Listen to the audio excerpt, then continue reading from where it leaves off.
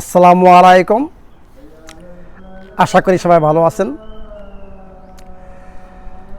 এর আগে একটা ভিডিও করেছিলাম যে বিশ্ব শিশু ক্যান্সার নিয়ে। তা আমি মনে করতেছি যে এখন প্রেগন্যান্সি নিয়ে কিছু কথা বলবো। আমি ওই ভিডিওতে বলেছিলাম যে আমরা সন্তান নেওয়ার আগে আমাদের একটু চিন্তা ভাবনা করতে হবে, প্ল্যানিং করতে হবে। যদিও আমি জানি যে এটা ডিফিকাল্ট সবার জন্য প্ল্যানিং করা, কারণ আমরা ইয়াং যারা নতুন বিবাহ করেছেন ওদের আবেগ ইমোশন তো বেশি, হয়তোবা ওরা কন্ট্রোল করতে পারতেছেন না বা জানেন না কখন কোনটা হবে।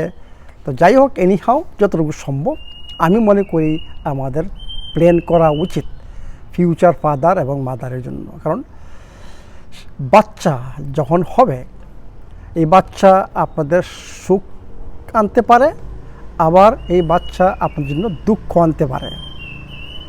এই জন্য বলতেছি আমি মনে করি যে আমাদের প্ল্যান করা উচিত। ভবিষ্যৎ ফাদার এবং মাদার যারা হবেন তাদের জন্য আমি মনে করি যতটুকু সম্ভব প্ল্যান করেন। প্ল্যানটা কি? প্ল্যানটা হচ্ছে অ্যাকচুয়ালি সহজ। সেটা হচ্ছে ফাদারকেও সুস্থ হতে হবে এবং মাকেও সুস্থ হতে হবে। মায়ের জন্য অত্যন্ত ইম্পর্টেন্ট এই জন্য কারণ আপনাদের দুইটা জিনিসের প্রতি নজর দিতে হবে। একটা হচ্ছে ইনসুলিন রেজিস্ট্যান্স এবং থাইরয়েড ফাংশান। কারণ আপনার যখন প্রেগনেন্ট হবেন আপনাদের শরীরের মধ্যে অনেক কিছু ঘটবে। আপনার চাইল্ড বার্থ বা প্রেগনেন্সি এইটা মায়ের জন্য একটা বিরাট একটা স্ট্রেস এবং আপনার অনেক হরমোনাল চেঞ্জ আসবে। এখন এই দুইটা হরমোনকে, স্পেশালি আমি ইনসুলিনকে বলি মাস্টার হরমোন, এটা সমস্ত হরমোন রেগুলেট করে। এই জন্য বলি যে আপনারা প্রেগনেন্ট হওয়ার আগে ইনসুলিন রেজিস্ট্যান্সকে দূর করেন এবং এইটা অত্যন্ত সহজ। এর মানে কি? আপনাকে সিম্পল রিফাইন কার্বোহাইড্রেট, সমস্ত ধরনের জুস, যত ধরনের জুস, ফ্রুট জুস হোক যাই হোক, সফট ড্রিঙ্কস মানে মিষ্টান্ন জাতীয় খাবার, এইগুলাকে অ্যাভয়েড করতে হবে। এইটা অত্যন্ত সহজ। এবং আপনাদের রেগুলার এক্সারসাইজ করতে হবে, ফাস্টিং করতে হবে। মানে মেইন কথা 7-65 মাধ্যমে আপনাদেরকে আগে সুস্থ হতে হবে। আপনাদের থাইরয়েড ফাংশন নরমাল করতে হবে, আপনার ইনসুলিন রেজিস্ট্যান্সকে দূর করতে হবে যদি থেকে থাকে। কারণ এইটা হচ্ছে সমস্ত প্রবলেমের জন্য দায়ী প্রেগনেন্সি। আপনার ইনসুলিন রেজিস্ট্যান্স যদি আপনার না থাকে আপনার নর্মাল প্রেগনেন্সি হবে। ইনসুলিন রেজিস্ট্যান্স মানে থাকা আপনার অনেক প্রবলেম সৃষ্টি হবে, অনেক হরমোনাল চেঞ্জ আসবে আপনার শরীরে এবং স্পেশালি থাইরয়েডটা তো অত্যন্ত ইম্পর্টেন্ট ভবিষ্যৎ বাচ্চাদের ব্রেন ফাংশন এবং নার্ভাস সিস্টেমের জন্য। তো প্রস্তুতি বলতে গেলে শরীরকে অ্যাসিডিক পর্যায়ে রাখবেন, শরীরকে অ্যাসিডিক পর্যায়ে রাখবেন। বারে বারে বলতেছি অ্যাসিডিক পর্যায়ে, মানে অ্যালকালাইন, মানে অ্যাসিডিক না, অ্যালকালাইন স্টেজে রাখবেন।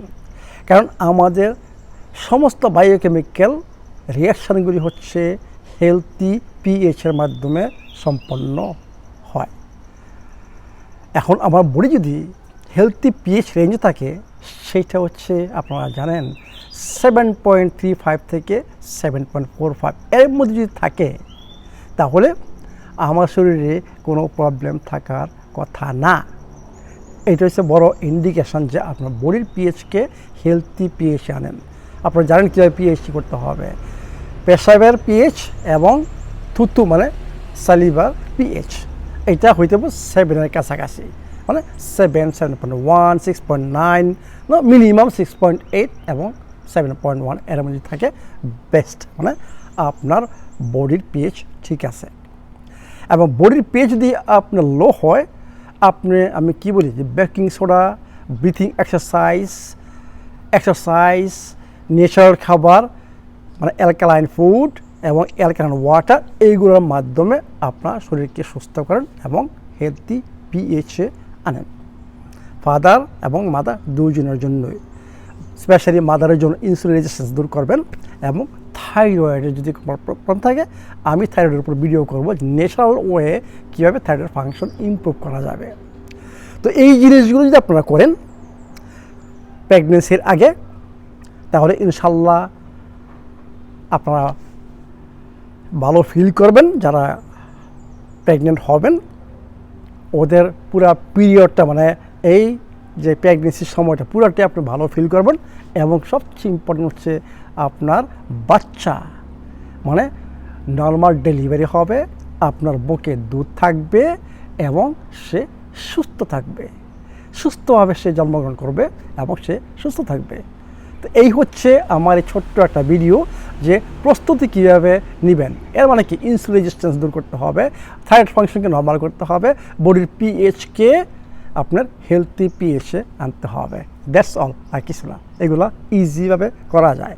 তা আমি মনে করি আপনারা প্রস্তুতি নেন, প্ল্যানিং করেন, শরীরে প্রবলেম রেখে আপনি মনে করেন না প্রেগনেন্ট হওয়া উচিত। কারণ শুধু আপনি না, আপনার ভবিষ্যৎ যে সন্তান সে সাফার করবে এবং তার সাফারিং আপনারও সেই সাফারিং হবে। ভালো থাকেন, সুস্থ থাকেন।